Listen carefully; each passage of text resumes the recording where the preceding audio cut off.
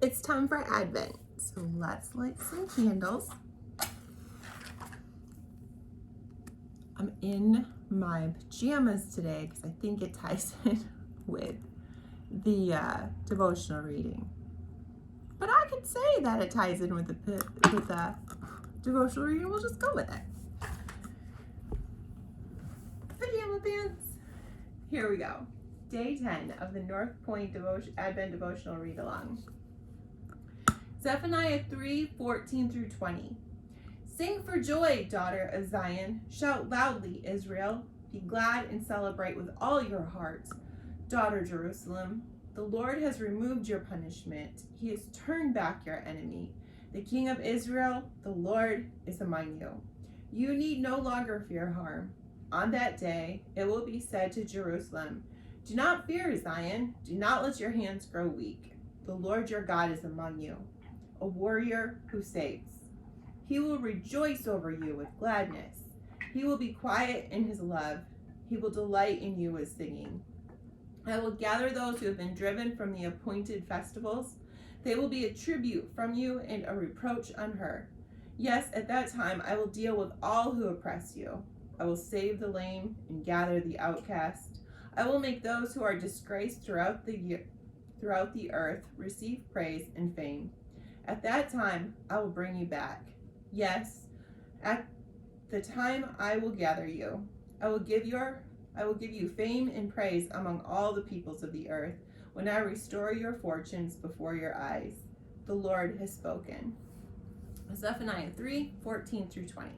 Day 10. Even now, even though it has been so many times, there is something breathtaking about waking up in the morning to find the entire world outside your window has been blanketed in snow. I'm hoping you can see the snow because it snowed yesterday. The crunch of the snow beneath your feet and the catch in your breath makes you realize how cold it is. But the ground itself and all the trees appear as if they are wrapped in a big, fluffy, white blanket. The way the outdoors sounds after a heavy snow is something I'm sure can be scientifically explained, but I'd rather you not tell me. Nothing sounds as cheery than hearing birdsong coming from the deep boughs of a pine tree covered in snow. Rick Weist, a garden show personality from Flowerland, used to say that snow was the great lawn equalizer. All the yards look the same under a blanket of snow, and you can't tell who didn't take great care of their yard through the year or not. They all look the same. Just as God's love for us is the same, He forgives us all completely, washing us with a blanket of snow so we are all covered the same by His love. I don't understand it, and I don't want to. I just have faith and believe it. And in the blanket of covering, God, the warrior who saved you, sings over you with gladness. What a transforming miracle. Summer storms wake you up with their booms and pounding rain, but snow is silent. You must look to know it's snowing.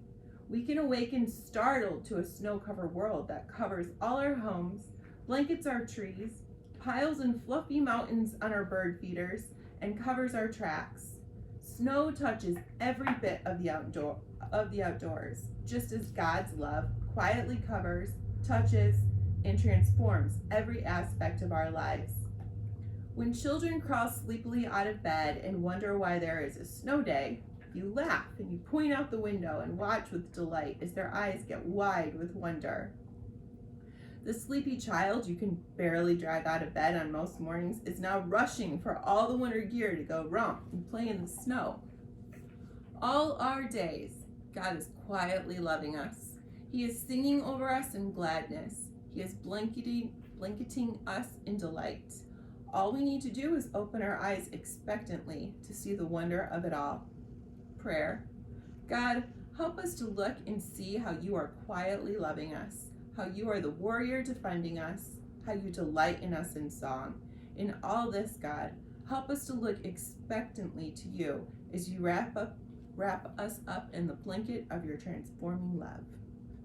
And that is day 10.